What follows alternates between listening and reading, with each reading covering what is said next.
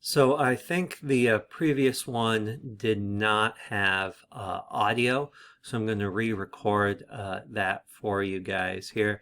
We're beginning week 3 now of the research course. A couple of things to just kind of talk about with that. First off is you have a discussion reply. I want you to reply to 2 of your classmates. If you turn these in on time, it should have automatically assigned this to you. If you were late getting these in, just pick 2 people to do that about. And the purpose for this first discussion really is to let you know you're not alone in kind of the ambiguity. Right now, we're taking this project a lot a lot slower than you're used to. If you go all the way down to the bottom here, the only things we really need to get done that we build upon is our project proposal and ethics training, right? And this ethics training is simply just, doing your IRB training. That's relatively simple and straightforward. We're just going to hopefully end with a project proposal there. So we have all semester to answer some of those questions that you guys were asking in your first discussion with regards to where we're going, how all of this works. So a little bit, I ask for just a little bit of patience with that, and hopefully we can get you feeling more confident here in the next couple of weeks.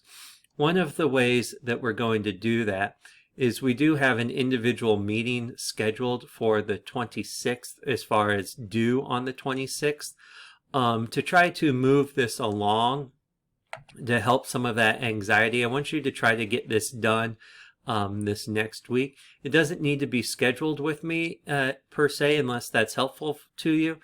This can just be a text conversation, however you want to go about it. But we just need to start talking about some of the specific ideas you might have for your research, what sort of things you're interested in. We can also talk about some of the reoccurring research projects that you might be able to jump on or, work with me on. So let's look at trying to get those scheduled in this next week as possible, with week 4 as our backup.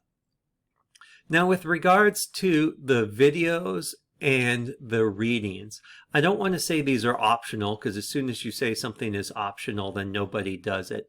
But the reality is these are for you, right? We don't have a test on any of this information, and that's on purpose, because the point is that most of this is not stuff that you would study. It's just stuff that you want to be exposed to over time. So some of you guys have gotten this already, some have not. Again, I've got books here if you want to check out a book for the reading. That's great. The videos are, like I said, straight from the EIM series. So talking about evidence-based medicine, different things. So if you're struggling trying to understand what sort of things we're talking about and what the purposes of some of these things are, or just feel like you don't have a good enough background in the research process, you can get some more information there. Otherwise, legitimately, the most important things are going to be these meetings with me where we work and talk specifically about your project with that. I also have a research log. This research log, again, is just to have you reading something, just skim through an article and tell me some of the things there, just to get you in the habit of reading with that. These can either be theme-based, where you're building one on the other, or it can just be random. Heck, they could be articles for other classes. I really don't care.